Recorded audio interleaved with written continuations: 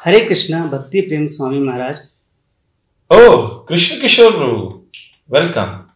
Congratulations to you Maharaj. आज गुरु महाराज ने आपको संन्यास दीक्षा प्रदान की। It is his mercy on a fallen soul. पर आप इतना हाफ क्यों रहे हैं?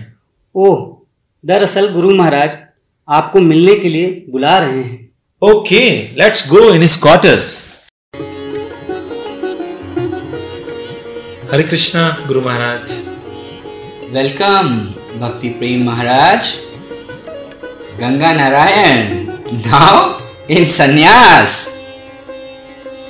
मैं आपकी कृष्ण भावनामृत से अत्यंत प्रसन्न हूं। हमेशा याद रखना, सन्यासी का अर्थ है परम सेवक, न सिर्फ कृष्ण का या गुरु का, परंतु सभी वैष्णवों एवं समस्त जीवों का। सन्यासी कभी भी भोक्ता नहीं हो सकता, वो सदैव विनम्र सेवक ही बना रहता है। मैंने तुम्हें इसीलिए बुलवाया कि आज तुम्हारे जीवन का सबसे बड़ा दिन है। अगर तुम मुझसे कुछ पूछना चाहते हो तो पूछ सकते हो। गुरुदेव, मैं आभारी हूं कि आपने मुझसे ये पूछने की कृपा की। मैं आपके जीवन के उन पलों को सुनना चाहता हूं जो आप केवल अपने तक ही सीमित रखते हैं। तो भक्ति प्रेम महाराज मुझसे मेरी संक्षिप्त जीवनी सुनना चाहते हैं। वैसे तो एक वैष्णव को कभी अपने बारे में नहीं बोलना चाहिए, पर आज मैं तुम्हारा कोई निवेदन अस्वीकार नहीं कर सकता। जाए गुरुदेव, मुझे आप अपने बचपन से सुनाइए। मेरी माता थी श्रीमती चिन्मयी दास और पिता थे श्री कुमुद रंजन दास। मेरा नाम था किशोर। मेरा एक बड़ा भाई था और एक छोटी बहन। मेरे पिता अत्यंत धनाढ्य थे। उस जमाने में जब लोग धोती कुर्ता पहनते और पैदल या साइकिल पर चलते, मेरे पिता हमेशा सूट पहनते और उनके पास 2 मोटर कारें थी। एक हमेशा घर पर रहती हम सबके लिए और एक वो अपने काम पर ले जाते। मैं अक्सर अपनी मां के साथ रातों को छत पर बैठता था और मेरी मां मुझे भगवान और देव कथाएं सुनाती थी।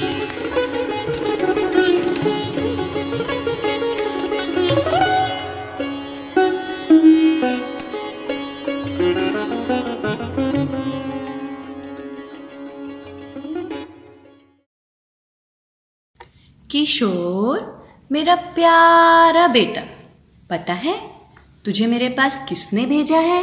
किसने माँ? वो देखो ऊपर। किधर माँ?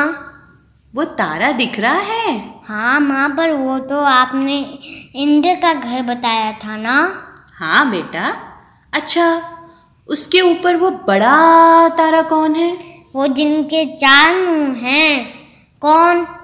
हाँ, ब्रह्मा जी। उसके ऊपर तो कोई दिख नहीं रहा है माँ।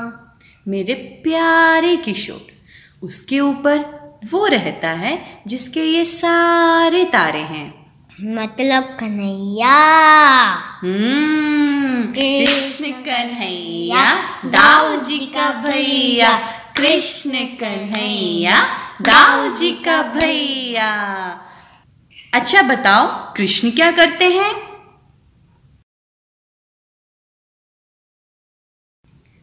बस, तो कृष्णा ने अपनी बंसी बजाई और किशोर मेरे पास आ गया। माँ, पर आप तो कहते हो कि भगवान राम आपकी सुनते हैं। हाँ मेरे मास्टर जी, पर मैंने राम जी को बोला इस बार तो मुझे बंसी वाले का ही भक्त चाहिए, और ऐसा भक्त देना जो कृष्ण के नाम का कीर्तन करे तो सबका दिल जीत ले। भक्त क्या करता है माँ? हमेशा भगवान की सेवा करता है, और जब कोई मुश्किल आए तो केवल कृष्ण या राम से ही प्रार्थना करता है। आपने तो कल बताया था कि शिव बहुत शक्तिशाली हो रहे और तांडव करते हैं। हाँ, लेकिन शिव भी हमेशा कृष्ण पर ही निर्भर रहते हैं। आज मैं तुम्हें कृष्ण और शिव की कथा सुनाती हूँ। अच्छा माँ, कृष्ण का घर ऊपर है ना? मुझे उनसे मिलने जाना है। अभी? हाँ, अभी अभी अभी। कूहू कूहू। बाबा। किशोर, मेरी जान का टुकड़ा। बाबा, मुझे ऊपर, उधर ऊपर कृष्ण के घर जाना है। अरे हाँ हाँ, देखो अभी तो रात है, कल सुबह अपनी मोटर कार में बैठकर चलेंगे। आ गए जी। पता है, इस बार आप पूरे 3 महीने बाद आए हैं। मैं कहे देती हूँ, अब ऐसा और नहीं चलेगा। क्या करूँ चिन्मयी, मेरा काम ही ऐसा है। बस आपकी फिल्में और फिल्मों की शूटिंग सौतन बन बैठी है मेरी। बाबा, कल माँ चक्कर खाकर गिर गई थी। ओह चिन्मयी, कैसी हो तुम? क्या हो गया? किशोर, अब मैं आ गया हूं ना बेटा।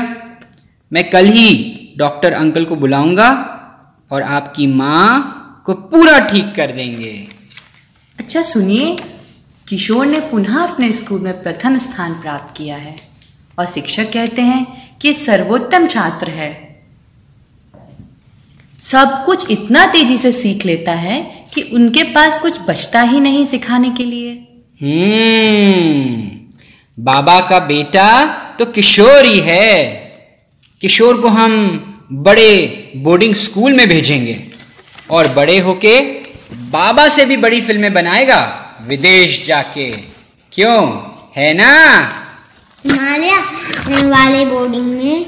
हाँ, हिमालय वाले बोर्डिंग में, जहां सब इंग्लिश में होता है। पर अभी तो चलो, मेरे पेट में किशोर से भी बड़े चूहे कूद रहे हैं। चलो चलो चलो, खाना तो खिलाओ। गुरु महाराज, आपकी माता के बारे में आपने बताया था कि वे ट्यूबरक्यूलोसिस के कारण जल्द ही उनका देहांत हो गया था ना? हाँ महाराज, तब मैं 7 साल का था। माँ को उसी दौरान ट्यूबरकुलोसिस हो गया और हमारा पूरा घर बिखर गया। मेरे बाबा ने सारा दोष अपने ऊपर ले लिया, मानो माँ की बीमारी का कारण वो हूँ। उन्हें लगा कि चूंकि वे अपने काम के कारण घर पर ध्यान नहीं देते थे, इसलिए मेरी माँ को इतनी बड़ी जानलेवा बीमारी ने पकड़ लिया। मुझे मेरी माँ के साथ बिताए हुए वो आखिरी पल आज तक याद हैं।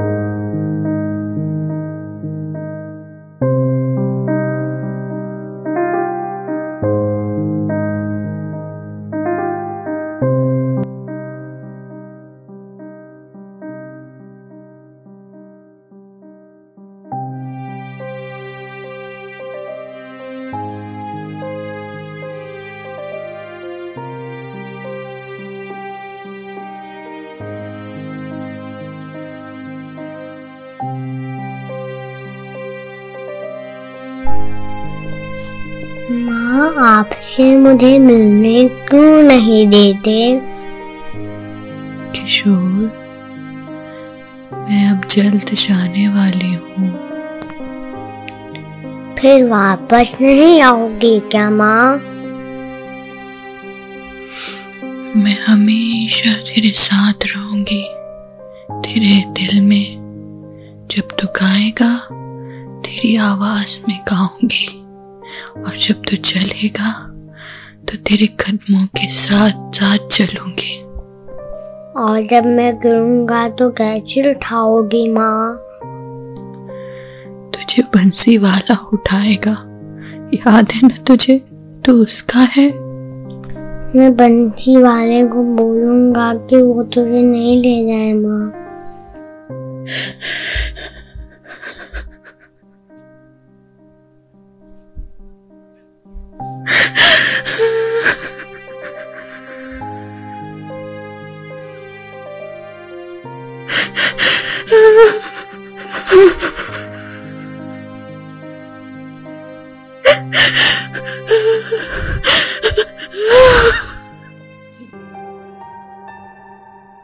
मेरी माँ बड़ी ही पुण्य आत्मा थी। देवी देवताओं के प्रति सम्मान और कृष्ण एवं भगवान राम के प्रति आस्था उन्होंने ही मुझे बचपन से दी थी। वो मेरी पहली गुरु रही। मैं हमेशा उनका आभारी हूँ और आजीवन ऋणी रहूंगा। गुरु महाराज, आप पढ़ाई में इतने पारंगत थे तो स्कूल में आप अव्वल छात्र रहे होंगे। आपके सहपाठियों के तो चहेते होंगे आप। School I was an excellent student और मुझे बहुत वाहवाही मिलती थी अध्यापकों से, मेरे साथियों से और यहाँ तक कि मेरे उम्र से बड़े बच्चों से भी। मैं उन सब का चहेता था। गुरु महाराज, आपने कभी इसके बारे में नहीं बताया? एक घटना तो आज आप मुझे प्लीज सुनाइए। भक्ति प्रेम महाराज, आज आप मुझे पूरा एम्बैरेस करके ही छोड़ेंगे। मैं त्रिपुरा राज्य के खोवाई नामक स्थान के स्कूल में पढ़ता था और मैं सेकेंडरी एजुकेशन में गया ही था। कुछ 15-16 साल का हूँगा मैं, पर हमारे स्कूल की ओर से खोवाई जिले की क्रिकेट टीम में मेरा सिलेक्शन हो गया था। बाकी सब मेरी टीम में मुझसे 2-4 साल बड़े ही थे और सबको कम से कम 3-4 साल हो गए थे क्रिकेट खेलते हुए। वो लोग तो माहिर थे। खोवाई क्रिकेट टीम का जो कप्तान था, उसे तो पहले विश्वास ही नहीं हुआ कि मेरे जैसे कम उम्र के लड़के का चयन उसकी टीम में हुआ है। पर मेरे खेल के कारण वो मुझसे बहुत प्रेम करने लगा। उस साल त्रिपुरा में सब डिवीजन क्रिकेट चैंपियनशिप हुई। त्रिपुरा के सभी जिलों की क्रिकेट टीमों ने उसमें भाग लिया। हमारी कोहाई क्रिकेट टीम ने भी भाग लिया। कई सारे मैचों में जीतते हुए हम फाइनल्स में पहुंचे, पर फाइनल्स में हमारी टीम का मुकाबला त्रिपुरा की 3 सालों से विजयी और सबसे बड़े जिले की टीम से था, अगरतला। इस फाइनल मैच का सीधा प्रसारण रेडियो पर हो रहा था।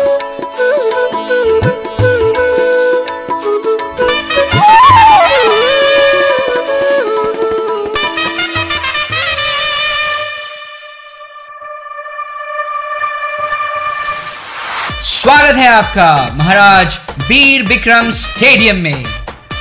त्रिपुरा सब डिवीजन चैंपियनशिप में भाग लेने वाली 22 टीमों में से आज चैंपियनशिप के फाइनल मैच में युद्ध कर रही हैं खोवाई क्रिकेट टीम 3 साल विजेता अगरतला क्रिकेट टीम के साथ। जी हाँ, जहां खोवाई के प्लेयर्स के पास नवीनता है, वहीं अगरतला के प्लेयर्स के पास है सालों का अनुभव। देखना यह है कि कौन किस पर भारी पड़ेगा।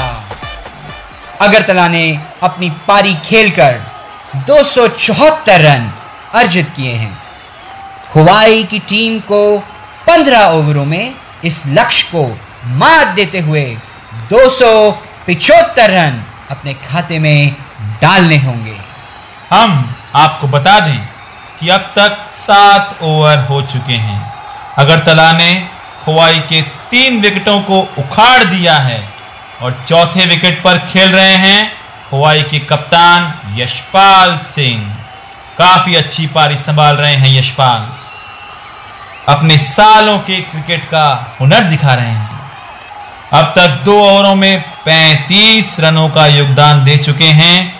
8वें ओवर की समाप्ति पर टीम का स्कोर है 210 रन।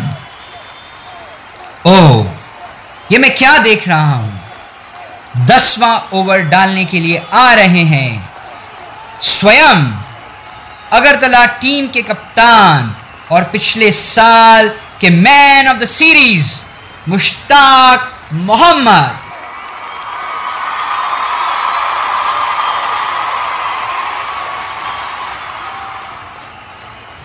मुश्ताक, इनके बारे में कहते हैं कि ये क्रिकेट के लिए ही पैदा हुए हैं।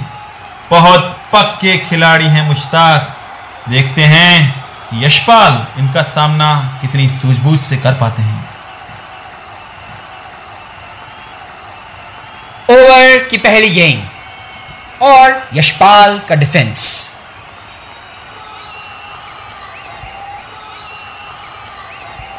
मुश्ताक की दूसरी गेंद और यशपाल का मारने का प्रयास पर विफल।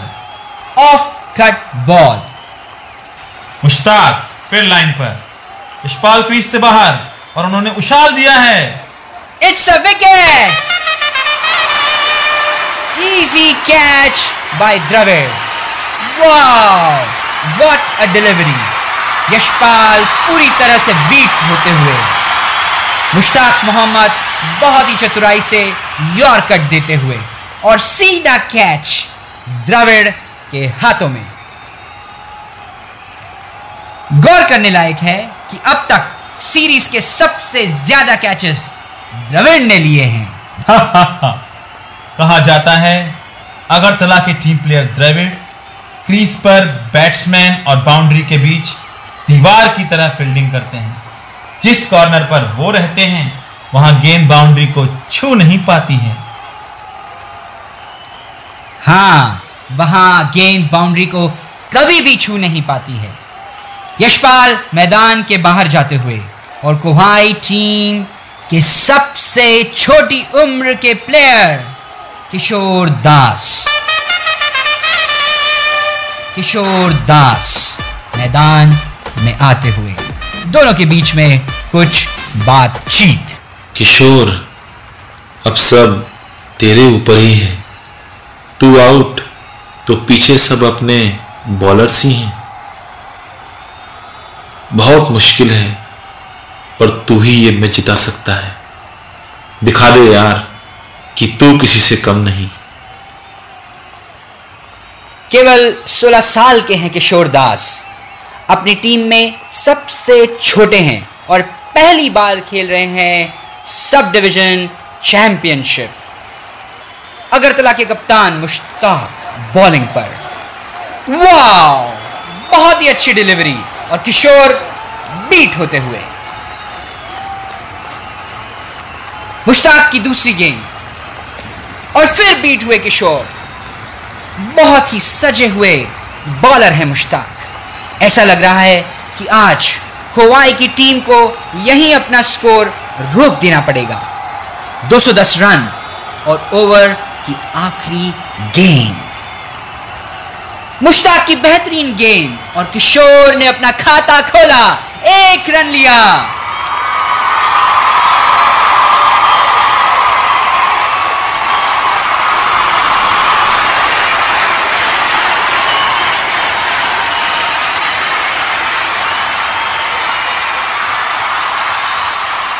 अगले ओवर में अपनी बैटिंग रखेंगे किशोर। मुश्ताक मोहम्मद किशोर को इशारा करते हुए प्लेयर्स के बीच की गर्मा गर्मी।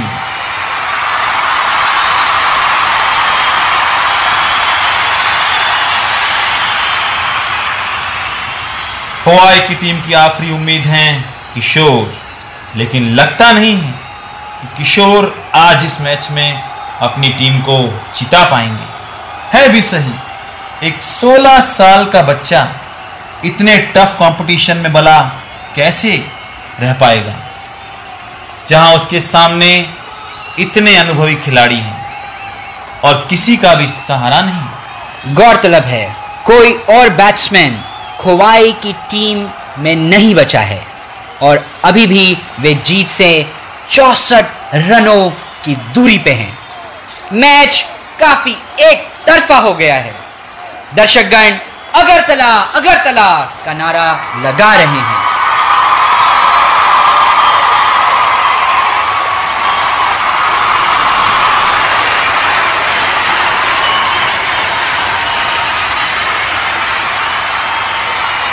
यहां पर बॉलिंग में बदलाव और अगला ओवर मुश्ताक ही डाल रहे हैं। शायद अगरतला ये मैच तुरंत खत्म करना चाहती है। आई एम श्योर किशोर पर यह काफी भारी दबाव होगा और वो ये समझ रहे होंगे कि उनका विकेट इस ओवर का लक्ष्य है अगरतला टीम के लिए।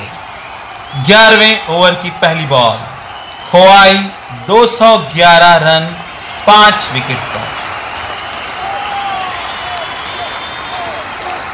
मुश्ताक की बहुत ही बढ़िया डिलीवरी, लेकिन इस पे चौका लगाया किशोर ने।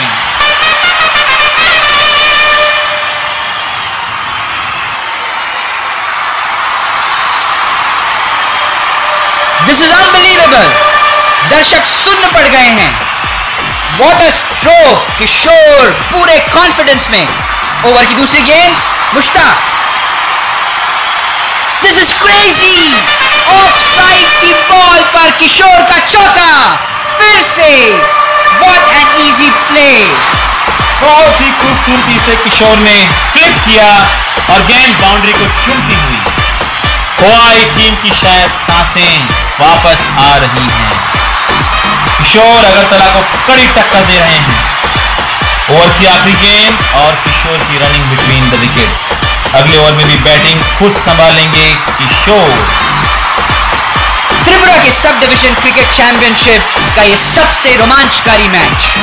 खोवाई टीम के सबसे छोटी उम्र के प्लेयर किशोर ने यहां पूरी बाजी पलटा दी है। बड़े ही सूझबूझ और कॉन्फिडेंस को यहां दर्शाया है उन्होंने। इनकी टीम को इन पर बहुत फक्र हो रहा होगा कि ये स्थिति को इतने नियंत्रण में ले आए हैं। पर अभी भी मैच अगरतला के हाथ में है। आखिरी ओवर की आखिरी 2 गेंदें बची हैं। जीतने के लिए चाहिए 10 रन। बॉलिंग कर रहे हैं कप्तान मुश्ताक। किशोर बैटिंग पर। सेकंड लास्ट गेंद और ये चौका! किशोर की बहुत ही सुंदर कवर ड्राइव। पूरी जनता यहां किशोर किशोर चिल्ला रही है और हो भी सही। किशोर केवल 6 रन दूर अपनी अर्धशतक के लिए और खोवाई को जीत के लिए भी 275 में से केवल 6 रनों की आवश्यकता। मुश्ताक और द्रविड़ क्रीज पर सही नीति बनाते हुए यहां छोटी सी भी गलती अगरतला के लिए हार साबित हो सकती है इस फाइनल मैच में। मैच की आखिरी गेंद, 6 रनों की आवश्यकता। मुश्ताक की यॉर्कर, किशोर ने उछाल दिया। गेंद सीधी द्रविड़ की ओर। द्रविड़ की निगाहें गेंद पर, स्ट्रेट लाइन और ये कैच। लेकिन बाउंड्री के बाहर।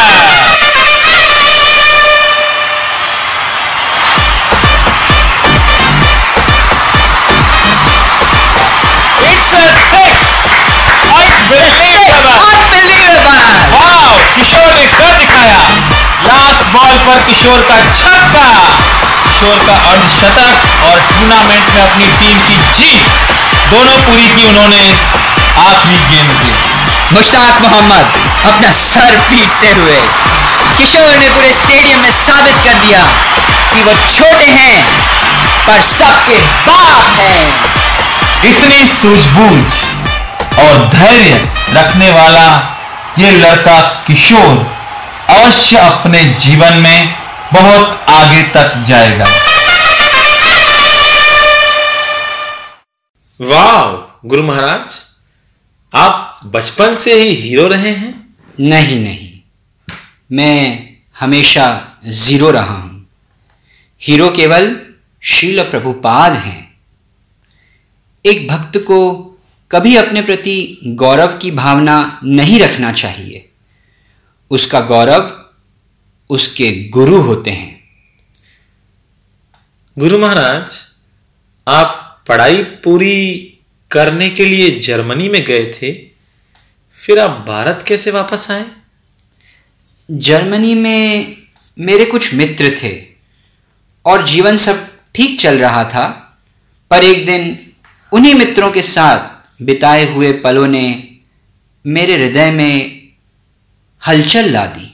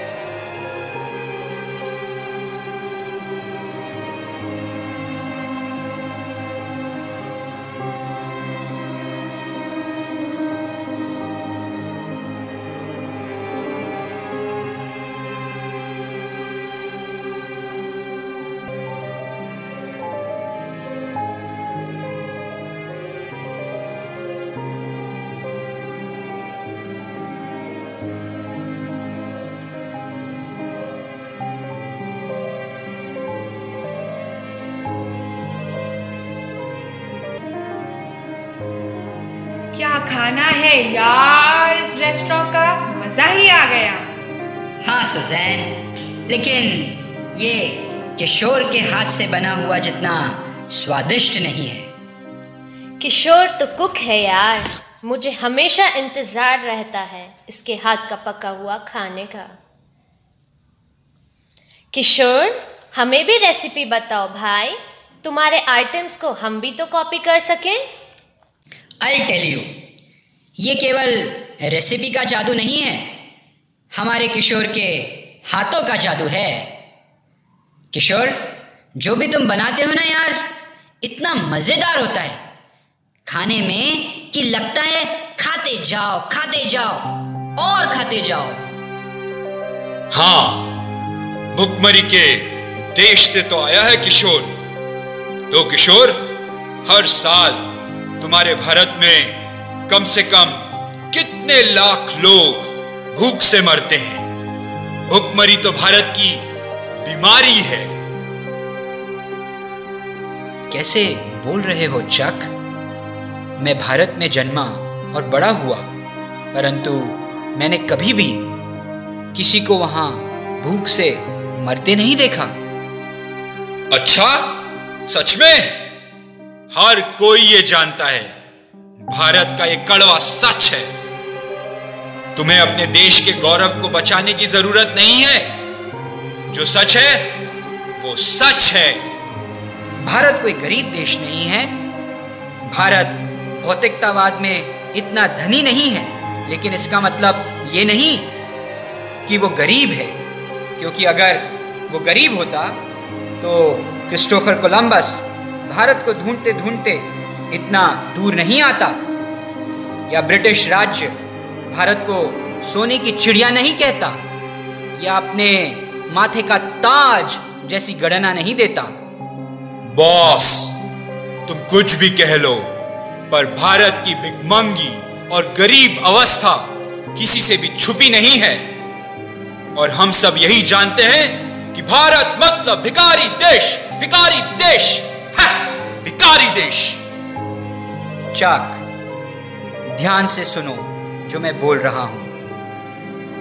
भारत कभी भी भौतिक समृद्धि के पीछे था ही नहीं। हमेशा से भारत का लक्ष्य अपने आध्यात्मिक धन को बढ़ाना ही रहा है। अच्छा, और वो तथाकथित आध्यात्मिक धन क्या है? यही कि जीवन का वास्तविक लक्ष्य मुक्ति को पाना है, और वो मुक्ति है उच्च चेतना पर पहुंचना। कैसे? गांजा गांजा फूक के, है ना? बिल्कुल नहीं, तपस्या करके, शरीर की मांगों पर नियंत्रण पाके। नशा करने वाला तर्क केवल तुम्हारे जैसे कमजोर ही देते हैं। ओहो, कूल डाउन प्लीज। किशोर, छोड़ना यार, तू भी किसको समझाने की कोशिश कर रहा है? हे मिस्टर चक, तुम अपनी आदत बदलो यार। हर बार दोस्तों के बीच कुछ न कुछ लड़ाई की बात ले ही आते हो। हाँ, सही कहा। इसकी आदत आजकल लड़ाई करने की ही हो गई है। चलो खत्म करो, हम सब चलते हैं। Let's go. अपने मित्रों के साथ इस घटना के बाद मैं सोच में पड़ गया कि अपने देश भारत की आध्यात्मिक धरोहर के बारे में मैं कुछ भी नहीं जानता। बस उस आध्यात्मिक मार्ग पर बढ़ने के लिए मैं भारत आया और हिमालय की ओर बढ़ चला, योगियों की शरण लेने। अलग अलग योगियों से मिलते मैं बनारस में आनंदमयी माँ के मठ में पहुंचा और उनके आश्रम से जुड़ना चाहता था। कोई कुछ पूछना चाहता है? साधना का अर्थ क्या है? साधना का अर्थ है स्वधन, स्वयं का धन। फिर सिद्धि का अर्थ क्या है, जो साधना की सर्वोत्तम उपलब्धि है? सिद्धि प्राप्त होती है साधक के आध्यात्मिक उपलब्धि के द्वारा। आनंदमयी माँ तो प्रभावशाली योगी थी, परंतु ये उनके कैसे जवाब हुए गुरु महाराज? आनंदमयी माँ के उत्तर अक्सर पहेली के रूप में हुआ करते थे। हालांकि कई बार मैं उनके उत्तरों से संतुष्ट नहीं होता था, जैसे कि इसी प्रश्न पर मेरा मन विचार कर रहा था कि क्या गुरु की ये सेवा नहीं है कि वो शिष्य को आध्यात्मिक पथ में सही साधना विधि के द्वारा सिद्धि प्राप्त कराए? क्या ये गुरु की जिम्मेदारी नहीं है? परंतु मैंने उनसे ये प्रश्न नहीं पूछे। मुझे मेरे सभी प्रश्नों के सही उत्तर श्रील प्रभुपाद से मिले। पर हाँ, मेरा आनंदमयी माँ के साथ एक अभूतपूर्व आदान प्रदान हुआ। माँ, ये किशोर दास है, कलकत्ता के बड़े परिवार का होनहार बेटा, बहुत पढ़ा लिखा, विदेश में भी थे ये, पायलट, वैज्ञानिक और अंग्रेजी साहित्य के विद्वान। परंतु ये सब सफलताएं इनके आध्यात्मिक खोज को पूरी नहीं कर सकी और ये कई योगियों और आध्यात्मिक गुरुओं से मिलकर हमारे मठ में आए हैं। आपसे बड़े प्रभावित हैं। मैंने इन्हें हमारे आश्रम में देखा है। आप मुझसे कई प्रश्न भी पूछते हैं। माँ, किशोर हमारे आश्रम से जुड़ना चाहते हैं, यहाँ शरण लेना चाहते हैं। ये हमारे आश्रम के लिए नहीं बने हैं, ये कहीं और संबंध रखते हैं। जब ये आत्मसमर्पण करेंगे तो पूरा विश्व इनके चरणों में समर्पित हो जाएगा।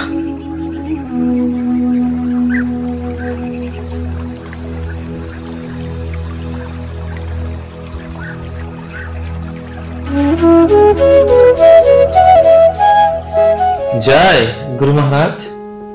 आनंदमयी माँ आध्यात्मिकता के जिस भी स्तर पर हो, पर यह तो है कि उन्होंने आपके लिए बिल्कुल सही भविष्यवाणी की आपने श्रील प्रभुपाद के चरण कमलों में समर्पण किया और कृष्ण ने पूरे विश्व को आपके चरण कमलों में ला गिराया। नहीं नहीं, मेरे चरणों में कोई नहीं है भक्ति प्रेम स्वामी। जो भी मेरा शिष्य है मैं उसे श्रील प्रभुपाद के चरणों में समर्पित करता हूं। आप सब प्रभुपाद के चरणों में हैं और मैं प्रभुपाद के चरण कमलों की धूल का एक तुच्छ कण हूं। मुझे ये तो ज्ञात है गुरु महाराज कि आप कैसे अपने मित्र के द्वारा इस्कॉन से जुड़े और फिर कैसे आपने पहली बार जब भक्ति रसामृत सिंधु को पढ़ा तो श्रील प्रभुपाद स्वयं आपके स्वप्न में आए और आपने तुरंत उन्हें अपने गुरु के रूप में स्वीकार किया। परंतु मुझे यह ज्ञात नहीं कि आपने श्रील प्रभुपाद के सर्वप्रथम दर्शन कब किए। मैंने मायापुर मंदिर तो ज्वाइन कर लिया था, परंतु श्रील प्रभुपाद उस समय विदेश में थे और सर्वप्रथम मैंने उनके दर्शन 1977 के जनवरी माह में कुंभ मेले में पाए।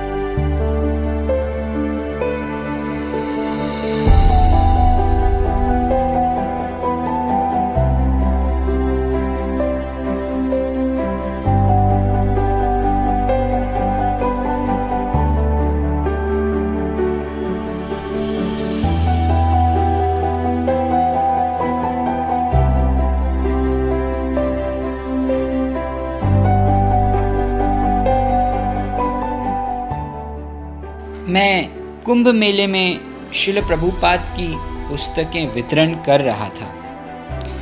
श्रील प्रभुपाद भी कुंभ मेले में ही थे और मैंने कई मौकों पर उनके दर्शन प्राप्त करने की कोशिश करी, परंतु हर बार विफल रहा। फिर एक दिन वे संध्या समय दर्शन देने वाले थे, पब्लिक दर्शंस।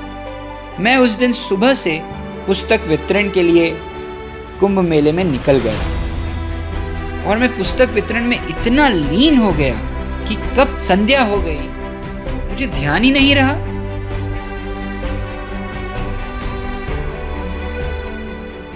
ओह, हरे कृष्णा, संध्या हो गई।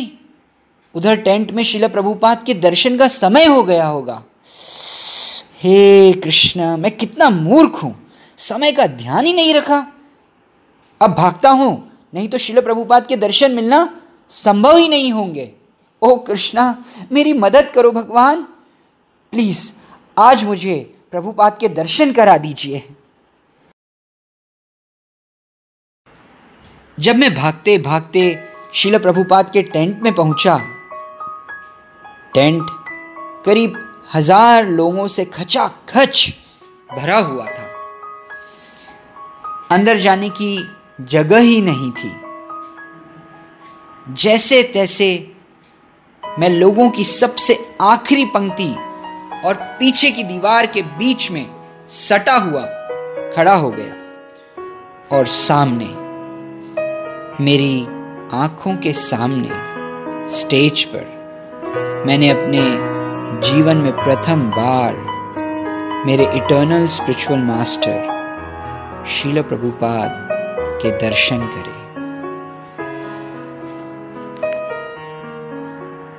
वैष्णव ठाकुर सागरा इदसि करुण खोरी दिया पद छाया शोरो हे माया तुम्हारा चरण तोरी। श्रील प्रभुपाद को अपने सामने देखकर मैं असीम आनंद से सराबोर हो गया। अपनी धड़कनों के अलावा मैं कुछ और सुन ही नहीं पा रहा था। मेरा दिल इतना जोरों से धड़क रहा था मानो मेरी छाती को फाड़कर बाहर ही आ जाएगा। मेरा पूरा शरीर कांपने लगा और आंसुओं से मेरी दृष्टि धुंधली हो चुकी थी। मैं ऐसा सब पहली बार अनुभव कर रहा था। वास्तविकता में मैं परम आनंद में था, टोटल एक्सटेसी।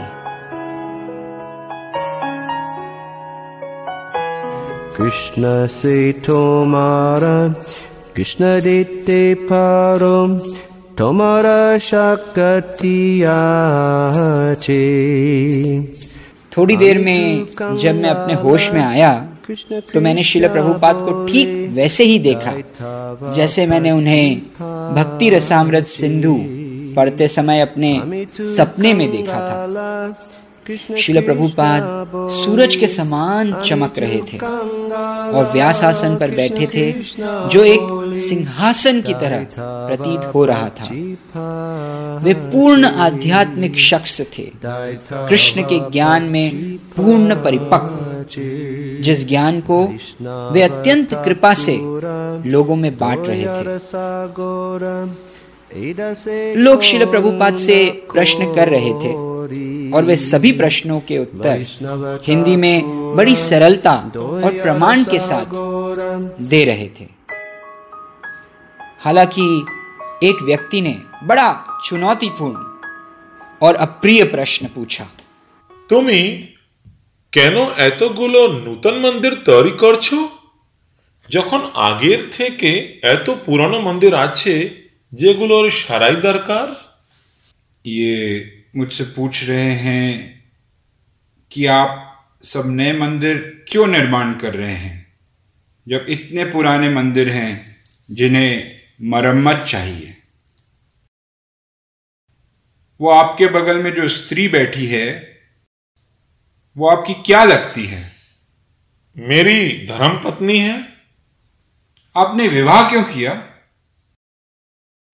पुत्रार्थे क्रियते भार्या। व्यक्ति पुत्र प्राप्त करने के लिए पत्नी स्वीकार करता है, पर आपके जैसे समझदार को बच्चे क्यों पैदा करने हैं जब इतने सारे अनाथ पहले से ही सड़कों पर भटक रहे हैं। जिस प्रकार आपको अपने बच्चे चाहिए उसी प्रकार भगवान के भक्त भी उनके लिए अपने प्रेम को दर्शाते हुए मंदिर बनाने की इच्छा करते हैं। जब मैंने आपको प्रश्न बांग्ला में पूछा तो उसका जवाब आप हिंदी में क्यों दे रहे हैं जबकि आप खुद बंगाली हैं? बंगाली हो या हिंदी, इससे कोई फर्क नहीं पड़ता। महत्वपूर्ण यह है कि जो मैंने बोला वह आप समझ पाते हैं या नहीं।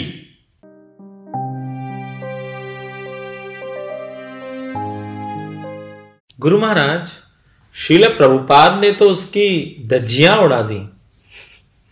हाँ, मुझे भी ऐसा ही लगा था। वह व्यक्ति स्तब्ध लग रहा था और मुझे लगा कि अब तो भविष्य में कभी भी वो इस्कॉन के पास भी नहीं आएगा। परंतु श्रील प्रभुपाद के तिरोभाव के सालों बाद मैंने उस व्यक्ति को मायापुर में देखा। वह भक्त बन चुका था। ऐसी होती है शुद्ध भक्त की कृपा। श्रील प्रभुपाद की कृपा प्राप्त कर कृष्ण ने उसे अपने भक्त रूप में स्वीकार कर लिया। गुरु महाराज, आपकी श्रील प्रभुपाद के साथ सबसे पहले व्यक्तिगत रूप से बातचीत कब हुई और कैसे हुई? उस साल के कुंभ मेले से श्रील प्रभुपाद कलकत्ता जा रहे थे ट्रेन में। श्रील प्रभुपाद के साथ केवल कुछ ही भक्त जा रहे थे, जिनमें से सौभाग्यवश मैं भी एक था। हिज होलीनेस भावानंद महाराज फिर मुझे उस ट्रेन में श्रील प्रभुपाद के पास लेकर गए।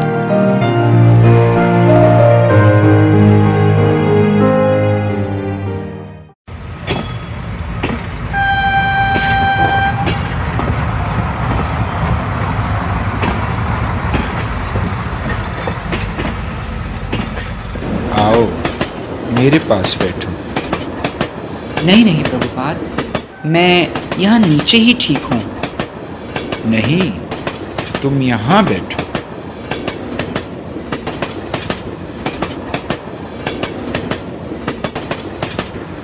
किशोरदास, मुझे तुम्हारे बारे में भावानंद महाराज और जयपताका महाराज ने बताया है।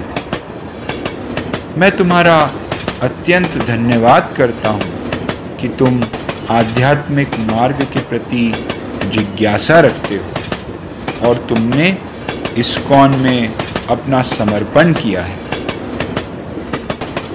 तुम अत्यंत पढ़े लिखे हो, अंग्रेजी में अच्छे पारंगत हो। मैं चाहता हूँ कि तुम मेरी अंग्रेजी की पुस्तकों को बांग्ला में अनुवाद करो। श्री प्रभुपाद, आप करुणा के सागर हैं और आपके शब्द सिद्ध हैं, परंतु मुझे अंग्रेजी से बंगाली में अनुवाद करने का कोई अनुभव नहीं है। क्या मैं इस सेवा को उचित रूप से कर पाऊंगा? तुम निश्चित ये करो।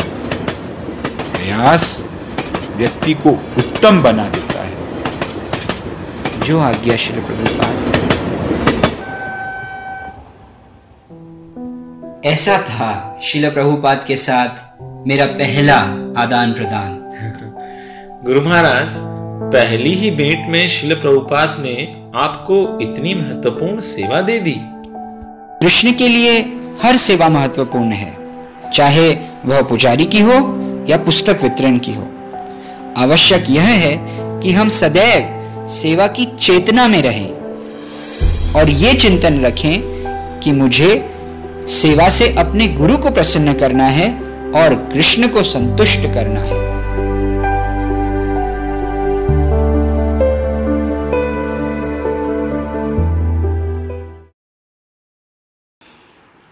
श्रील प्रभुपाद के साथ वो ट्रेन का सफ़र हमें कलकत्ता तक ले गया। जब हम श्रील प्रभुपाद के साथ कलकत्ता में पहुँचे तो वहाँ श्रील प्रभुपाद अत्यंत व्यस्त हो गए। एक दिन उनके कमरे में कई भक्त व बाहर के लोग थे और कुछ घंटे प्रभुपाद सबसे चर्चा कर रहे थे।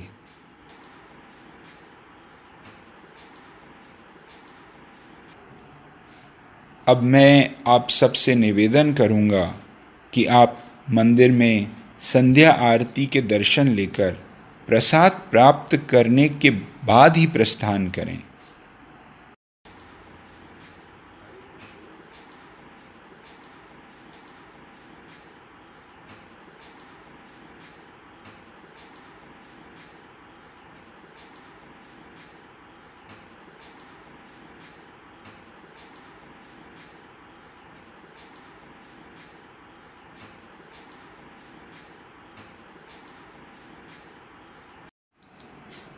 अरे किशोर, तुम्हें क्या चाहिए?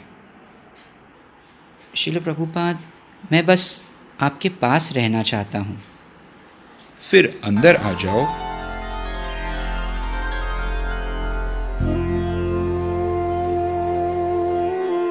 तो तुम्हारे मन में कुछ है? श्रील प्रभुपाद, क्या आप दया करके मुझे अपने शिष्य के रूप में स्वीकारेंगे? क्या आप मुझे दीक्षा देंगे? अवश्य, मैं तुम्हें दीक्षित करूंगा। मायापुर में गौर पूर्णिमा महोत्सव के दौरान मैं तुम्हें दीक्षा दूंगा। तुम मेरे हो।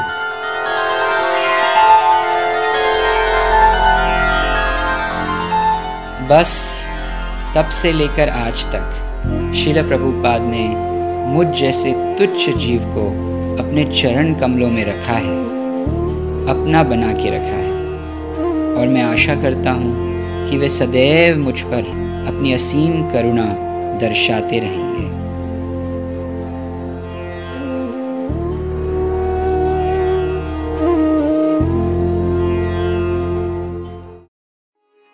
So, did I satisfy you, भक्ति प्रेम स्वामी? कोटि कोटि धन्यवाद गुरु महाराज। आज आपने अपने जीवन से मुझे अवगत कराते हुए कृपा से